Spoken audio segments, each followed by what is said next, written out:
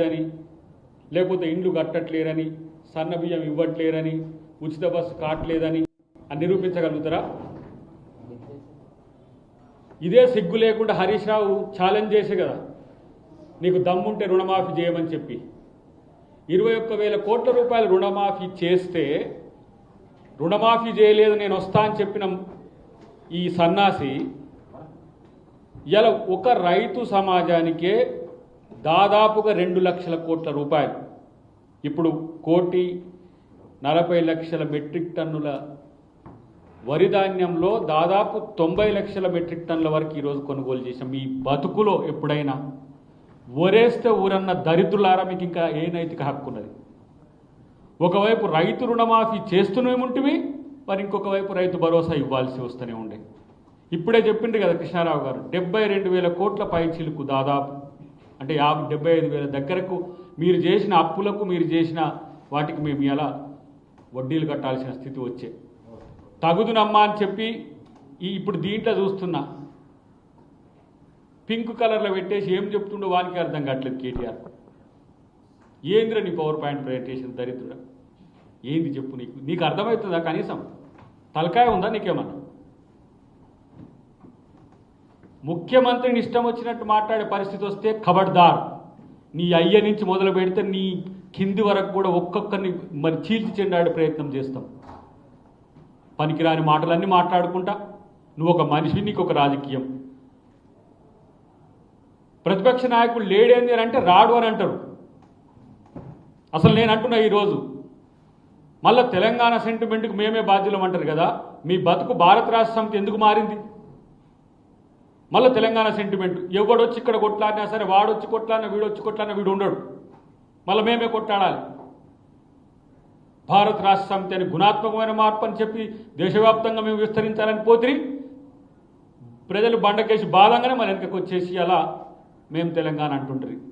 మీరు తెలంగాణ వాళ్ళు కారు, రాసుకోండి. ఇప్పుడు ఒక తెలంగాణ ఉద్యమకారుడిగా, తెలంగాణ ఉద్యమకారుల కమిటీ మెంబర్గా నేను ఈరోజు చెప్తున్నా, బీఆర్ఎస్ పార్టీలో తెలంగాణ నాయకులు ఉండొచ్చు, తెలంగాణ ఉద్యమకారులు ఉండొచ్చు, కానీ కల్వకుంట్ల కుటుంబం తెలంగాణకు సంబంధించింది కాదు ఇప్పుడు. ఎందుకంటే ఎందుకు భారత రాష్ట్ర సమితిని మార్చిండ్రో ఇలా తెలంగాణ సమాజానికి మీరు చెప్పాల్సిన అవసరం ఉంది. లేకపోతే ఈ ఒక ఆయన పొట్టి ముక్క ఆయన, పొడుగు ముక్క ఆయన తిరుగుతూ ఉన్నారు కదా, ఇటొకళ్ళు అటొకళ్ళు బావమర్దులు పంచుకొని.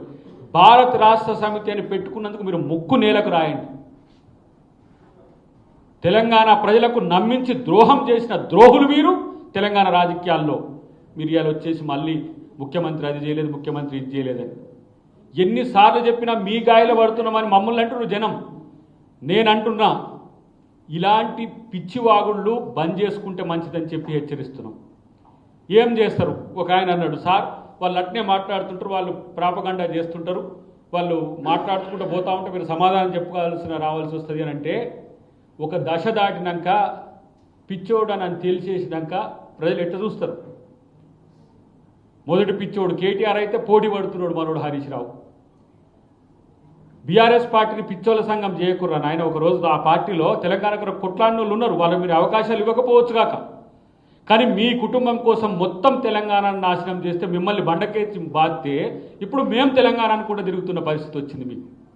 ఈ దుస్థితి మేము తెలంగాణ కొరకు కొట్టాడమని చెప్పుకోవాల్సిన దుస్థితికి ఇలా బీఆర్ఎస్ పార్టీ వచ్చింది. ఒకడు అంటాడు కేసీఆర్ లేకపోతే తెలంగాణ వచ్చేది ఏందని. నేను అంటున్నా కేసీఆర్ తెలంగాణ రాకుండా చూస్తానికి ప్రయత్నం చేసిండు. ఒక తెలంగాణ ఉద్యమకారుడిగా తెలిసిన అంశాలు నేను చెప్తున్నా. 100 సీట్లు 15 ఎంపీ సీట్లు వస్తే తెలంగాణ అదే వస్తుందని కరీంనగర్లో డిక్లేర్ చేసుకొని అటువైపుగా పోయినప్పుడు కదా జేఏసీ మొత్తం దాన్ని పూర్తి స్థాయిలో మార్చి ఏ విధంగా సాగరహారం పెట్టింది, ఏ విధంగా సంసద్ యాత్ర పెట్టింది, ఏ విధంగా సడక్ బంద్ పెట్టింది. ఏ ఒక్క ప్రోగ్రాంలో కేసీఆర్ ఉన్నాడా? చివరి సంవత్సరం మొత్తం రాజకీయాలు చేయడానికి ప్రయత్నం చేసి జగన్తోని కలిస్తే ఉప ముఖ్యమంత్రి అయితేనా, చంద్రబాబుతో చేస్తే ఉప ముఖ్యమంత్రి అయితా అని చెప్పి రాజకీయాల కోసం దిగజారుడు ప్రయత్నాలు చేసినప్పుడు కదా, అదే సాగరహారంలో ఏ విధంగా జనాన్ని చూసి సోనియా గాంధీ గారు స్పందించి కేసీఆర్ మనతో పొత్తుకొని వస్తే జనం ఇట్లా వచ్చిందంటే ప్రజల్లో ఉద్యమం ఉందని చెప్పి తెలంగాణ కొరకు ఆల్ పార్టీ మీటింగ్ పెట్టి యూపీఏ పార్టీలన్నిటి పెట్టి చేసింది గుర్తులేదా? మళ్ళీ ఆ బిల్లు పెట్టే రోజు కూడా మనోడు లేడు, సట్కాయించి దాంట్లోకి వెళ్ళి పీకిండు. మళ్ళీ నేను తెలంగాణ అంటాడు. తెలంగాణ ప్రజలు కొట్లాడి తెచ్చుకున్నారు 3 ఫేజ్లలో కూడా. ఈరోజు మేము ఉద్యమకారుల కమిటీలో మేము వాళ్ళని గుర్తిస్తుంటే మాకు దుఃఖం వస్తున్నది, ఒక్కొక్కళ్ళ కొట్లాట చూసి, చావులు చూసి. ఇదే హరీష్ అంటోడు, ఆ కేసీఆర్ అంటోడు నీకు చెప్పుంటాడు ఏమని, నువ్వు కిరోసిన్ పోసుకో సెంటిమెంట్ రగులుతుంది, ఇంకొకడు ఎవడైనా ఎక్కడ కిరోసి పోసుకుని చస్తాడని. నేనంటున్న కిరోసిన్ పోసుకున్న హరీష్ రావు ఏమో చావలేదు, 1200 మంది బిడ్డలేమో చచ్చిపోయింది. మీ కుటుంబంలో ఒక్కడు చావలేదు, మీరు తెలంగాణని ఎంజాయ్ చేసిండ్రు, తెలంగాణలో పవర్ ఎంజాయ్ చేసిండ్రు. తెలంగాణను దోచుకుంది సరిపోయింది కదా అని మళ్ళీ భారతదేశం మీద పడదామని పోయిండ్రు. ఇక నీకంటే ఎక్కువ ఆయన ఉండే మోడీ. వారికి ఈడికొస్తే నా పరిస్థితి ఏమవుతుందో అని చెప్పేసి నిన్ను కొట్టిండ్రు, గట్టిగా కొట్టిండ్రు. వాళ్ళు కూడా వాళ్ళతో కూడా పోటీపడి వాళ్ళను కూడా దూషించి ఇలా మా ముఖ్యమంత్రి ఏం చేస్తున్నాడు చూడు, సామదాన దండోపాయాలన్నిటి ఉపయోగిస్తున్నాడు. దండం కాకున్నా సరే ఈరోజు దానంతోనే ముఖ్యమంత్రి పనులు చేయించుకొస్తున్నాడు. కిషన్ రెడ్డి గారు తెలంగాణ బిడ్డ అయితే ఈ పనులు చేయించుకరా అని చెప్తే తెలంగాణ సమాజం అంతా ప్రశ్నించింది. ఇలా కిషన్ రెడ్డిని పోయి కలిసి కూర్చొని మాట్లాడు, తెలంగాణ కోసం ప్రభుత్వంతో కలిసి వస్తే కాదనేది ఎవడు రా దరిద్రులారా. మిమ్మల్ని అఖిలపక్ష మీటింగ్ పెడితే ఒక్కడు రాడు. ఇలా నేను అంటున్న ఒక మాట, మీరు తెలంగాణ కొరకు కలిసి రాకుండా ఇప్పుడు యూరియా అని చెప్పి ప్రచారం చేస్తుంది ఈ దౌర్భాగ్యుడు. యూరియా ఎవడు పోయి తయారు చేసేది? రాష్ట్రమా? రైతులను రెచ్చగొడటానికి యూరియా ఎవడు తయారు చేసేది? కేంద్రం ఇవ్వాలి. బీజేపీ పాలిత ప్రాంతాల్లో రాకపోతే వాళ్ళ దగ్గర గొడవలు అవుతాయి, కానీ రాకుండా ఉంటున్నాయా? బీజేపీ అలయన్స్తో కూడా ఉన్న రాష్ట్రాల్లో యూరియా వస్తుంది, మరి తెలంగాణకు ఎందుకు రావట్లే? ఇది ప్రశ్నించడు. ఇలా రీజనల్ రింగ్ రోడ్కు సంబంధించి పర్మిషన్స్ రావాలి, స్పందించరు, కామ్గా కూర్చుంటారు. ఇలా మెట్రో విస్తరణకు ఇలా స్పందించరు. కేంద్రం మీద మాట్లాడే దేనికి బీఆర్ఎస్ స్పందించదు, రాష్ట్రం మీద. ఎందుకంటే వాళ్ళు కేంద్రం అంటే మళ్ళీ ఉన్న కేసులు ఏమన్నా తిరగదోడి మొత్తం పెడతారేమో అని. చివరికి ఇంతకుముందు జరిగే కదా, బ్యాంకుకు సంబంధించిన అధికారులను కూడా బెదిరించో, లొంగ తీసుకోనో, ఫోన్ ట్యాపింగ్లు చేసుకోనో, వేలం జరుగుతున్నప్పుడు కామ్గా ఉండి తర్వాత నువ్వు రెస్పాండ్ కానీ. హెచ్యు భూములకు సంబంధించిన అంశంలో కూడా అదే జరిగింది కదా. అంటే రాష్ట్రానికి సంబంధించి నిధులు రావద్దు, వస్తే ఏంది ఏదో ఒక పథకం నెరవేరుస్తాడు, మళ్ళీ మంచి పేరు వస్తుంది. అట్లా రాకుండా ఉండాలని ఇంత నల్లి కుట్లేసాలేదు. రాజకీయాల కోసం మీరు ప్రజల్ని ఈరోజు ఏ విధంగా రెచ్చగొడుతున్నారో చూడండి. గల్లా పట్టుకోమని చెప్తున్నాడు కాంగ్రెస్ పార్టీ, కాళ్ళు మొక్కుడు కాదు గల్లా పట్టుకోమంటాడు. కాంగ్రెస్ పార్టీ కాళ్ళు మొక్కమని ఎప్పుడు కాంగ్రెస్ పార్టీ అది. కాంగ్రెస్ పార్టీ ప్రజల కడుపు చూస్తుంది, కాళ్ళు మొక్కుతుంది. మీరు కాళ్ళు మొక్కించుకున్న ఐఏఎస్లను కాళ్ళు మొక్కించుకున్న కల్చర్ మీది. అధికారులను కాళ్ళు మొప్పించు అందరినీ కూడా ఇంటికి రప్పించుకొని దొరగాక జీతగాని పిలిచినట్టు చేసుకున్నది మీది. కాంగ్రెస్ ప్రజల వద్దకు పోద్ది, ప్రజల యొక్క కాళ్ళు మొక్కైనా సరే ఈరోజు వాళ్ళని మెప్పించగల పార్టీ కాంగ్రెస్ పార్టీ చరిత్ర నుంచి. గల్లా పట్టుకోమంటే కేటీఆర్ గాని గల్లా పట్టుకొని తన్నండి, వీడు రెచ్చగొడుతున్నాడు. ఇదే లగచర్లలో రైతుల మధ్యన వీళ్ళ యొక్క ముష్కర్లను పంపించేసి అక్కడ దాడులు చేయించి రైతులను మీరు రౌడీలు అంటున్నారని చెప్పి ప్రచారం చేసిండు. ఇదే ఆర్టీసీ ఉద్యమంలో ఎందుకు అంత 2-3 రోజులకే మనుషులు చచ్చే కాడికి తెచ్చిందంటే ఇది ఏమైనా హరీష్ రావు ప్లానా? ఆర్టిజన్స్ ఏవైతే 20,000 మంది వాళ్ళు ధర్నాకు దిగినరో లేకపోతే నిరసనకు దిగినరో మాట్లాడి మేము దాన్ని సబటైజ్ చేసిన వాళ్ళని ఎలిమినేట్ చేసే టైంలో భట్టి గారు ఆ రోజు దాన్ని రిజాల్వ్ చేసిండు. దాని వెనుక కూడా వీళ్ళ ఏజెంట్లు ఉన్నారు, వాళ్ళని ముందుకు దోసిండ్రు, వీళ్ళు వెనుకకు పోయిండ్రు. ఇంతెందుకు మిగతా ఉద్యోగ సంఘాలను కూడా రెచ్చగొట్టే ఒక ప్రయత్నం చేసిండ్రు. ప్రతి ఒక్క ఏదైతే హింసాత్మక సంఘటన జరిగే పరిస్థితులు వచ్చినప్పుడల్లా దాని వెనుక కేటీఆర్ హరీష్ రావు ఉంటుండు. ఆయన గూడుపుటాని రాజా ఉన్నాడు కదా, ఫామ్ హౌస్ రాజా, ఆయన చెప్తే చేస్తున్నా, మరి వీళ్ళు చెప్తే చేస్తుండ్రు. దాంట్లో ఇంకో మన మనోని పేరు ఏంది సుమన్ అంటోడు బట్టి వాళ్ళు ఏం చెప్పారో అది సీక్రెట్ మీటింగ్ బయట చెప్పేసి రైలు పట్టాలను గోసేయాలి, బిల్డింగ్లను కూల్చేయాలి. మీ బతుకంట కూల్చుడు తప్పితే నిర్మించుడు ఎక్కడిది? ప్రజల ప్రాణాలను కూల్చి ఈరోజు అధికారంలోకి వచ్చి తెలంగాణను కూడా కూల్చి దరిద్రులారు. ఇంకేం కావాలి మీకు? ఏదో కాంగ్రెస్ పార్టీ వచ్చి రేవంత్ రెడ్డి గారు వచ్చిన తర్వాత పథకాలు పేదోనికి అందే ప్రయత్నం జరుగుతున్నాయి. ఆ పథకాలను అందితే ఎక్కడ మేము దూరం అవుతామో అనే ఉద్దేశంతో ఉన్నదిలే మీకు ముందు ముందు. ఎందుకు బీజేపీ మీపై ప్రేమగా చూస్తూనే ఉన్నది, ఎట్లాగూ మిమ్మల్ని కబలించేందుకు చూస్తూనే ఉన్నది. మీరు వాళ్ళ కబందాస్తాలకు పోవాల్సిందే, పోకపోతే ముగ్గురు లోపల ఉంటారు.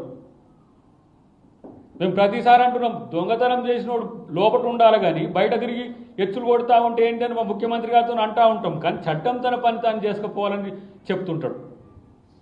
ఇన్ని ఆర్థిక అకృత్యాలు, ఇన్ని సామాజిక అకృత్యాలు, ఇన్ని రాజకీయ అకృత్యాలు చేసిన మీకు తెలంగాణలో రాజకీయంగా కొనసాగే నైతిక హక్కు లేదని ప్రజలు తీర్పిచ్చినాక కూడా సిగ్గు రాకపోతే ఇంకేం చేయాలి? మాలాంటి వాళ్ళం అప్పుడప్పుడు ఆవేశపడి మాట్లాడుతుంటే కూడా జనం ఏమనుకుంటున్నారంటే వీళ్ళ మీద ఎందుకు ఎగురుతున్నారు, వాళ్ళు ఎట్లా పోయినోళ్ళే కదా అంటున్నారు. కానీ మీ అబద్ధం ఎంత దుర్మార్గంగా ఉంటుందో ఈ నెల రోజుల నుంచి చూస్తున్నాం. ఏది తగ్గేది లేదు, గుర్తుపెట్టుకోండి. ప్రభుత్వం ఉన్నది కాబట్టి, ప్రజలకు జవాబుదారీతనం ఉండాలి కాబట్టి, ప్రజలతో ఏ విధంగా ఉండాలనేది కాంగ్రెస్ పార్టీకి తెలుసు కాబట్టి ఆగుతున్నాం. మీలాగా నువ్వు ప్రభుత్వం లేకుండానే దొంగ సొమ్ము దాచుకొని నువ్వు ఇట రోజు ఒక మీటింగ్ పెట్టి అబద్ధాలు చెప్తే, ప్రభుత్వంలో ఉన్న మేము ఎమ్మెల్యేలు ఉండి, ఎంపీలు ఉండి, మంత్రులు ఉండి, విప్లవం ఉండి మేము చేయలేమా? విఘ్నత. అబద్ధాలను ప్రచారం చేయాలంటే ఆ విఘ్నత అడ్డం వస్తుంది. కానీ మనకు అదేమి లేదు, బాజాప్తా అధికారం కోసం.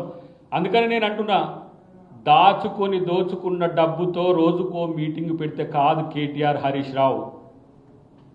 ప్రజలను ప్రేమించడం నేర్చుకోండి. అధికార పక్షంగా మీ మీద ఎప్పుడు కూడా కక్ష సాధింపు లేదు. కక్ష సాధింపే లక్ష్యమైతే మీరు ఒక్కరోజు కూడా బయట ఉండరు.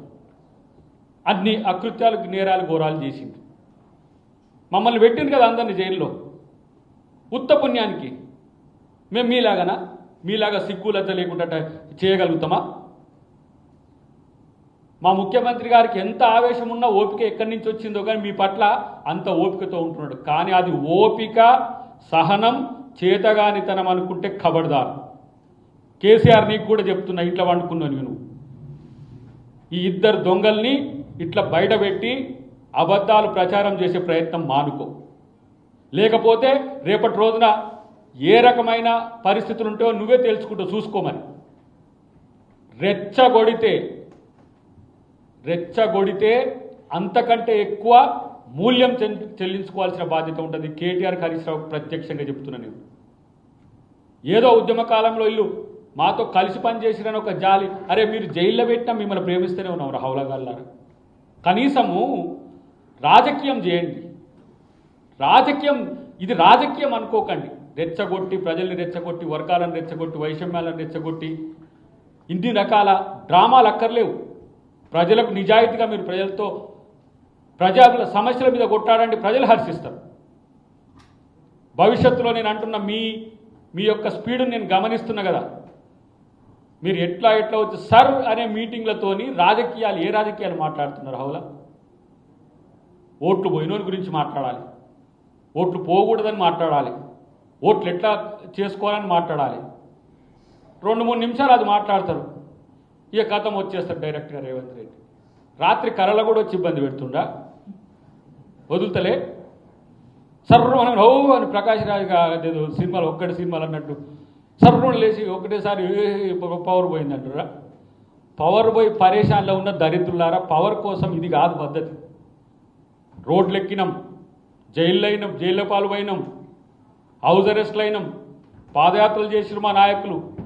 మీ యొక్క నియంతృత్వాన్ని ఎదిరించడానికి తెలంగాణ సమాజం అంతా ఏకమై చూసింది కదా. భారత్ జోడో యాత్రలో ఏ విధంగా జనమంతా కూడా సబ్బండ వర్ణాలు వచ్చి కాంగ్రెస్ పార్టీకి మద్దతు ఇచ్చి గెలిపించినాయి. మిమ్మల్ని ఎందుకు నమ్ముతారు అనుకుంటున్నారు? మళ్ళీ మీరు వస్తే ఏమొస్తుందో తెలియదా? కాబట్టి మాట్లాడేటప్పుడు, లేదంటే ఇంకా చెప్పాలంటే మీరు ప్రవర్తించే తీరు ఏ విధంగా ఉంటుందో మిమ్మల్ని మీరు చెక్ చేసుకోండి. ఇంతవరకు ఈ మాత్రం ఎందుకు మర్యాదతో పద్ధతితో ఉంటున్నామనే విషయాన్ని కూడా అర్థం చేసుకుంటే మంచిదని చెప్పి తెలియదు. ఎందుకంటే 2-3 నెలలకు ఒకసారి వీళ్ళకు ఈ పిచ్చి లేస్తూనే ఉంటుంది. మళ్ళీ మేము ఇట్లా ఆవేశపడుతూనే ఉండాలి. మళ్ళీ ఎవరో ఒకటి చెప్పాలి. దాంట్లోనే మన మిత్రులే అంటేనే అన్న పదాలు జారుతూనే ఉంటారా మీరంటే మరి ఏం చేయాలి? సీఎంను పట్టుకొని వాడు వీడంటే మరి వీళ్ళని ఎందుకు గౌరవించాలి? ఆ కుర్చీకి కనీసం గౌరవం ఇచ్చే సంస్కృతి లేని సంస్కారహీనులు కదా మీరు.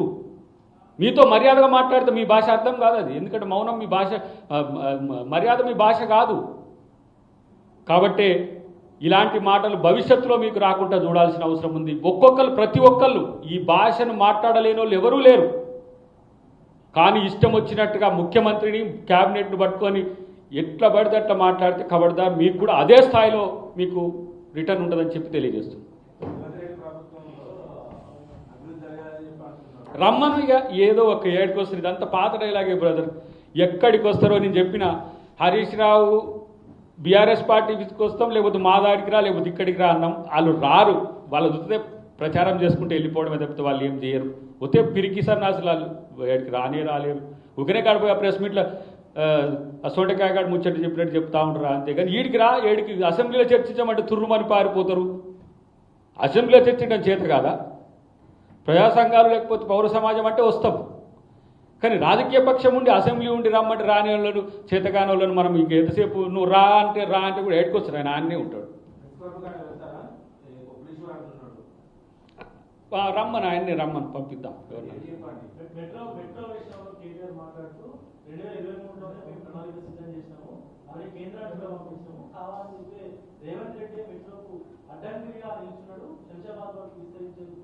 ఆగి ఇప్పుడు దాన్ని ఫేస్బుక్ లేక తీసుకొచ్చి ఆయన కుటుంబ సభ్యులకు అక్కడ ఉన్నటువంటి మెట్రో 30,000 కోట్ల పైన ఉన్నటువంటి విలువ ఉన్నటువంటి భూములను అప్పగించేందుకు ప్లాన్ చేస్తున్నారు కేటీఆర్. అసలు మెట్రో గురించి మాట్లాడే హక్కు మీకు ఎక్కడ మీద? మెట్రో ప్రతిపాదన మాది. జైపాల్ రెడ్డి గారు ఉన్నప్పుడు, ఆయన మున్సిపల్ శాఖ మంత్రిగా ఉన్నప్పుడు ఆయన శాంక్షన్ చేసినది ఫేజ్ 1 అయినా ఫేజ్ 2 వచ్చినా కూడా రేవంత్ రెడ్డి గారి నేతృత్వంలో వస్తుంది. కానీ వీళ్ళకి సంబంధం లేదు. రిబ్బన్ కటింగ్కి పోయిండ్రు అంతే.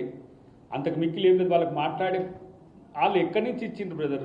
కనెక్టివిటీ కూడా చూసినావు కదా. ఆయన ల్యాండ్ ఎక్విజిషన్ చేయడానికి ప్రయత్నం చేసింది హైటెక్ సిటీ నుంచి అటు.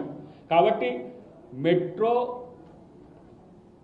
మీద కానీ, ఔటర్ రింగ్ రోడ్డు మీద కానీ, ఎయిర్పోర్ట్ మీద కానీ వాళ్ళకు మాట్లాడే హక్కు లేదు. ఏమైనా సరే వాళ్ళకి మాట్లాడే హక్కు ఉన్నది ఏంటంటే ఆ రీజనల్ రింగ్ రోడ్ని అమ్ముకున్నది ఎలా, లేకపోతే హైదరాబాద్ చుట్టూన్న అసైన్డ్ భూములు అమ్ముకోవడం ఎలా, కోర్ట్ ఆఫ్ వాల్డ్ ల్యాండ్స్ ఎట్లా అమ్ముకోవాలి, లేకపోతే ఎవెక్టివ్ ప్రాపర్టీని ఎట్లా చూడాలి, అట్లనే ఇప్పుడు ఎస్బీఐ లాంటి భూములు ఉన్నాయిగా వాటిని క్యాన్సిలేషన్ చేసి వాళ్ళ మనసులకు ఎట్లా ఇవ్వాలి, భూదాన్ భూములు ఎట్లా తీసుకోవాలి.